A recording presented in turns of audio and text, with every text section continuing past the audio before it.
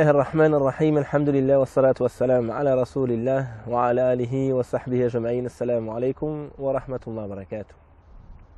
Chers téléspectateurs, chers frères et sœurs, nous nous retrouvons pour votre émission d'hier à aujourd'hui, afin de tirer profit de la vie des pieux qui nous ont précédés dans notre quotidien, de tirer des leçons de leur vie et d'être dans notre cheminement guidés par les pas de ces pieux prédécesseurs. Nous allons aborder aujourd'hui une thématique fondamentale qui est celle de la piété et du fait de s'en remettre totalement à Dieu lorsque les épreuves nous touchent. Trop souvent, nous cherchons des solutions ailleurs que vers Dieu. On pense que c'est un tel qui va me venir en aide. On pense que c'est telle institution qui va me secourir. On oublie que le seul secours, en réalité, c'est Allah subhanahu wa ta'ala. Et que les hommes ne sont que des moyens de concrétiser finalement ce soutien que Dieu va nous accorder. Le récit que nous allons aborder est celui de Jurayj. Jurayj était un homme pieux. Il avait construit une tour dans laquelle il ne cessait d'adorer Allah subhanahu wa ta'ala. Un jour, sa mère se rendit auprès de lui. Elle l'appela en vain. Celui-ci se disait « Oh Allah, ma prière ou ma mère, que dois-je choisir ?» Et il continua sa prière. Le lendemain, sa mère se représenta à nouveau et l'appelait. Elle l'appela « Oh Jurayj, oh Jurayj !» Et celui-ci à nouveau était en train de prier. Il dit « Oh mon Seigneur, ma prière ou ma mère ?» Le troisième jour, sa mère revint à nouveau. « Jurayj, Jurayj !» Elle l'interpella. Et celui-ci qui était en train de prier à nouveau se disait « Ya Allah, ma prière ou ma mère ?» Et il continua sa prière. Sa mère, prise de colère, fit cette invocation. « Ô mon Seigneur, fais que mon fils ne quitte ce monde sans avoir vu le visage des pécheresses. » Et c'est ainsi que la mère invoqua contre son fils. Dans la ville proche de l'endroit où Jurayj adorait Allah subhanahu wa ta'ala, les gens parlaient de lui. Et parmi ces gens, il y avait une femme, une prostituée, qui entendit parler de la vertu de cet homme. Et elle dit aux gens, vous allez voir que moi je vais le tenter. Cette femme mit alors ses plus beaux vêtements. Elle se dirigea vers lui, se rendit auprès de lui, mais fut totalement déçue. Car malgré la plus belle tenue qu'elle avait mise, malgré les charmes qu'elle proposait à cet homme, Jurayj n'a même pas détourné le regard vers elle et la nia totalement. Elle fut prise de colère, car celui-ci avait refusé ses avances. Alors, en sortant de chez lui, elle se proposa à un berger qui était tout près de là. Elle se donna à lui et tomba enceinte de cet homme. À la fin de sa grossesse, lorsqu'elle mit au monde cet enfant, elle dit à tout le monde, le père de cet enfant, c'est Jurayj. Elle accusa ainsi Jurayj d'être le père de cet enfant. Le peuple mit en colère, ce peuple qui aimait cet homme, qui le vénérait pratiquement, se rendirent chez lui, pris de colère. Ils détruisirent sa tour, le mirent par terre et le bâtirent. Ils ont battu cet homme et lorsqu'ensuite ils ont fini, Jurayj leur dit « Mais qu'avez-vous? Que voulez-vous » Ils lui dirent alors « Tu as une relation avec cette femme pécheresse. » Il leur dit « Laissez-moi un instant, laissez-moi faire ma prière. » Jurayj à ce moment se retira, accomplit sa prière, puis revint vers eux. Et il leur dit, où est cet enfant? On lui montra l'enfant. Il dit alors à cet enfant, qui est ton père? Et cet enfant, par miracle, dit, mon père en réalité, c'est le berger. Les gens furent tous étonnés. Ils se jetèrent sur Jurayj, le touchant, invoquant son pardon. Elles lui dirent, oh Jurayj, nous allons reconstruire ta tour en or. Il dit, ne le faites pas. Mais si vous voulez reconstruire ma tour, reconstruisez-la simplement en terre, comme elle l'était auparavant. Voici le récit de cet homme pieux, de Jurayj, qui a décidé de sacrifier sa vie à l'adoration d'Allah subhanahu wa ta'ala. Et puis qui sera mis ici à l'épreuve. Sa mère vient le trouver. Celui-ci ne répond pas plus d'une fois. Et sa mère va évoquer contre lui. Vient alors le tour de cette femme, de cette prostituée, qui va se donner à lui et lui va refuser totalement sa demande. Elle va alors faire un complot contre lui afin de nuire à sa réputation et, par la grâce de Dieu, il va finalement échapper au piège de cette femme. Voici le récit que nous avons vu, et comme à chaque fois, nous allons tenter d'en retirer des leçons pour notre quotidien. Première leçon que nous pouvons nous rappeler dans ce récit, c'est tout d'abord le dilemme devant lequel est mis Jurayj. Sa prière ou sa mère. Sa prière, ici on parle d'une prière surérogatoire. Il est en train de faire des prières à Nawafil et sa mère l'interpelle. Qu'est-ce qu'il fait? Oh Seigneur, ma mère ou ma prière? Ma mère ou ma prière? Et à chaque fois, il choisit la prière, jusqu'au moment où sa mère invoque contre lui. Ça, c'est le premier point qu'on peut mettre en avant ici. Comment faire les choix?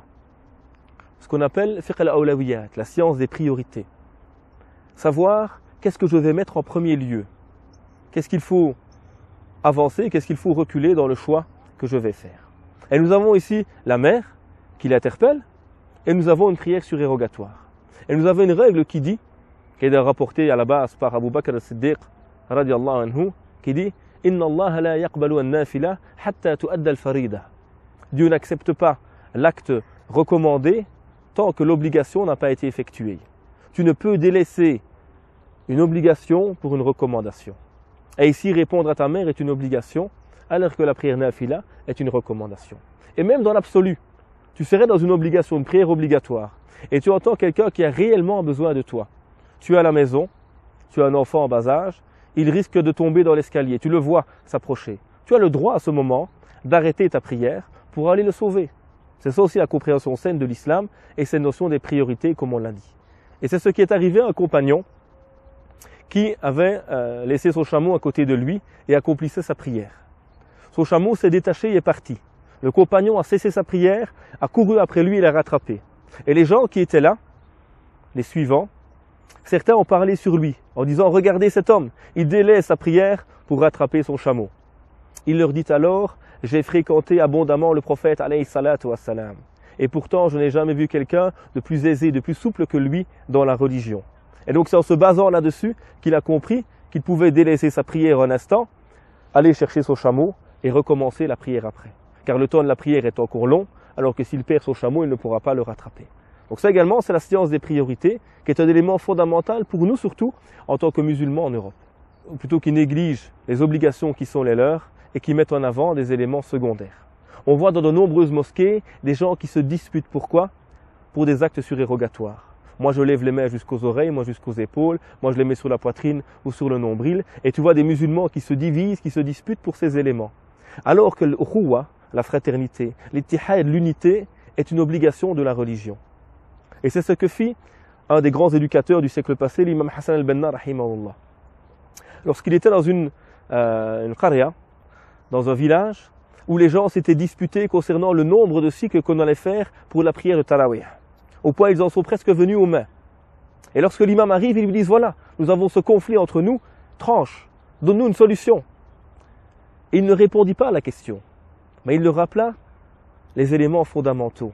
Il leur dit « Quel est le statut de la prière de Tarawih ?» Ils ont dit « C'est recommandé. » Quel est le statut de la fraternité? C'est obligatoire. Il leur dit alors « Est-ce qu'il est permis en islam de délaisser l'obligation pour la recommandation ?» Mes frères et sœurs, nous nous retrouvons dans quelques instants. Restez avec nous. Assalamu alaikum. Frères et sœurs, nous sommes dans le récit de Jurayj, de ce pieux qui a vécu certaines épreuves.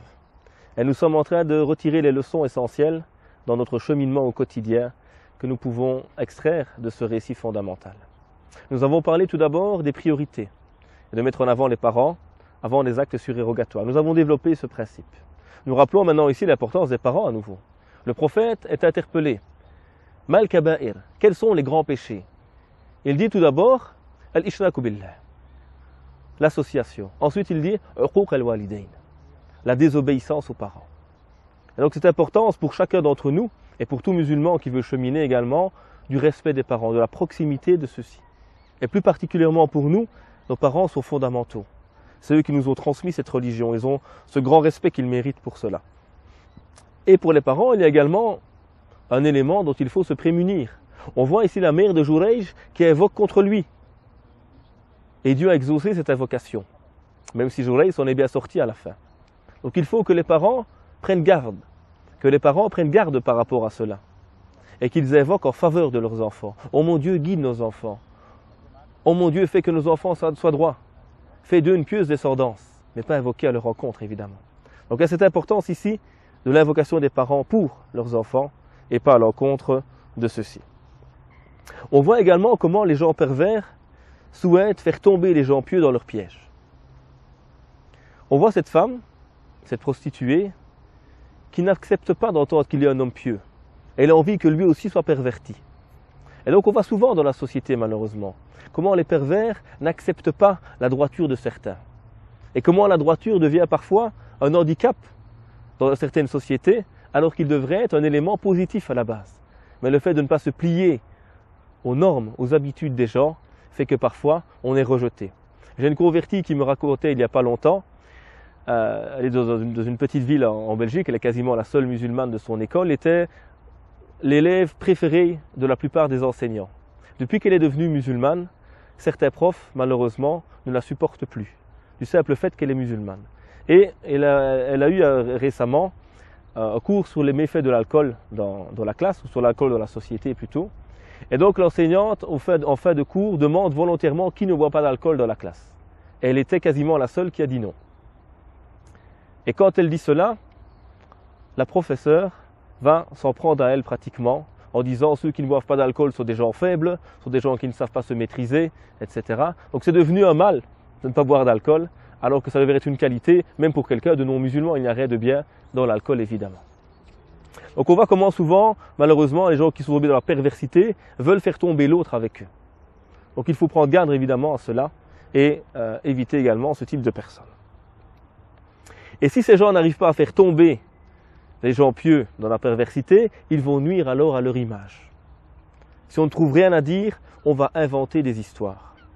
Regardez chez nous en Europe. On a certains conférenciers, par exemple, qui sont très éloquents, qu'on n'arrive pas facilement à remettre à leur place, entre guillemets. Ils ont un double discours, ceux-là. On a toujours quelque chose à trouver. Mais vous avez dit, et votre ancêtre est. On va toujours trouver quelque chose à redire sur lui, parce qu'on n'a pas d'argument pour lui répondre en réalité. Donc il y a toujours cette volonté de la part de certains, je n'ai pas d'argument contre toi, alors je vais nuire à ton honneur, nuire à ta réputation. Autre leçon que nous pouvons également retirer de ce récit que nous abordons en commun, c'est le fait de vérifier nos informations. Voyez comment ces gens qui hier vénéraient Jurayj, le lendemain viennent le frapper et détruire sa tour. Pourquoi ? On leur a rapporté une information. Et le Coran nous rappelle, il se présente à vous quelqu'un ou un pervers avec une information, vérifiez-la. Il faut vérifier cette information qui nous est donnée. Et cela malheureusement n'est pas toujours fait par certains. Et on voit les gens ici qui ont suivi la rumeur sans la vérifier. Et qui ont regretté cela par après évidemment. Donc c'est très important pour nous musulmans de toujours vérifier les informations. Et de ne pas prêter oreille aux fausses rumeurs, aux mauvaises rumeurs qui sont souvent répandues sur Internet, notamment sur certains savants. On va inventer des histoires sur ceux-ci juste pour nuire à leur honorabilité, à leur crédibilité auprès des musulmans. Le musulman doit s'écarter de ce type de choses. On voit également la réalité de l'ascétisme, zuhd. La piété, ce n'est pas de vivre comme un pauvre, ou de t'habiller avec des haillons, ou de faire la personne qui marche toujours comme ça, comme quelqu'un de pauvre. Non. La réalité de l'ascétisme, c'est de pouvoir t'écarter de la vie d'ici-bas. Qu'elle n'ait pas de valeur pour toi, même si tu vis en plein milieu de celle-ci. Ça, c'est le vrai ascétisme. On voit que Jurayj, il est face à cette femme. Et elle ne l'interpelle même pas. Beaucoup de nos jeunes, par contre, qui jouent, qui font croire qu'ils sont des ascètes, détestent en fait la société. Déteste lorsqu'il voit une femme ou quelqu'un qui n'a pas les mêmes valeurs que lui, il la déteste. Pourquoi ? Parce qu'en fait, il est amoureux de cela. En fait, il aime le matérialisme. En fait, il aime les soirées. En fait, il aime l'alcool. Et quand il le voit, ça rappelle en lui ses vices, ses besoins. Ça, ce n'est pas l'ascétisme. C'est quelqu'un qui chemine, d'accord, mais ce n'est pas la réalité de l'ascétisme. Le vrai ascétisme, le vrai zuhd, c'est de faire que la chose soit là ou pas là, ça ne change rien pour toi. Que tu sois riche ou pauvre, cela ne change rien à ta réalité. Que tu sois face à un élément qui peut t'interpeller ou non, ça ne change rien pour toi. Ça, c'est la réalité de l'ascétisme et c'est la réalité de Jurayj, comme on le voit ici dans le récit que nous avons abordé. Nous avons également dans son récit le fait qu'Allah subhanahu wa ta'ala soutient ses serviteurs. Allahu waliyul ladhina amanu. Dieu est le soutien de ceux qui ont la foi. Et on voit ici que cet homme, qui est accusé à tort, première chose qu'il fait, c'est quoi? Laissez-moi prier. Ça, c'est la réalité du musulman. Première chose que je fais, je reviens vers Dieu. Je suis face à un problème, on me bat, on détruit mon lieu, on m'accuse de choses très graves. Première chose que fait le musulman, c'est pas aller chez un avocat, c'est avant cela, reviens vers Dieu. Fais ta prière. Reviens vers le seul qui peut réellement t'aider, Allah subhanahu wa ta'ala. Et ensuite, on voit comment Allah subhanahu wa ta'ala va lui venir en aide. Lorsqu'il y a cet enfant et qu'il lui dit « Qui est ton père ?» C'est un bébé. Malgré cela, il répond « Mon père, c'est le berger. » Voyez comment Dieu a préservé son fidèle serviteur. Comment Dieu est venu à son secours. Parce que celui-ci était proche de lui. Parce que celui-ci, la première chose qu'il a faite, avant de dire « Je suis innocent », avant de dire « C'est des fausses rumeurs », avant de prendre un avocat, première chose qu'il dit, c'est quoi? Laissez-moi faire ma prière. Laissez-moi d'abord revenir vers mon Créateur, subhanahu wa ta'ala. Donc on voit également l'importance ici de la prière pour le musulman dans tous les choix qu'il fait. Dernier élément, on voit les gens qui estimaient fortement Jurayj, qui après avoir détruit sa tour et avoir vu ce miracle se produire, cet enfant qui parle, vont lui dire « On va reconstruire ta tour en or ». Là, ça nous rappelle une chose très dangereuse. On aime les pieux, on aime nos savants, on les respecte, mais on ne les vénère pas. Ça reste des hommes. On ne doit pas adorer ces individus. C'est une porte que le shaitan utilise parfois pour écarter les gens de la saine adoration et nous rappeler ou nous écarter du rappel concernant le fait que c'est seulement Dieu que nous adorons et le seul que nous vénérons. Donc il faut se rappeler également ce principe fondamental. J'aime un savant, je le respecte pour tout ce qu'il fait, pour sa connaissance, pour sa piété, mais il reste un être humain. Je ne le vénère pas. Et comme tout être humain d'ailleurs, il peut également commettre des erreurs. Ça c'est quelque chose de tout à fait humain et de tout à fait normal.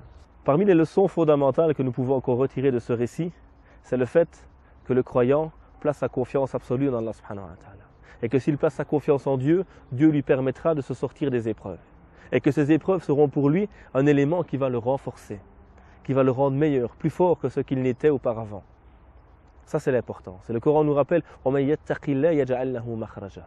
et celui qui craint Dieu, certes Dieu lui donnera une issue favorable.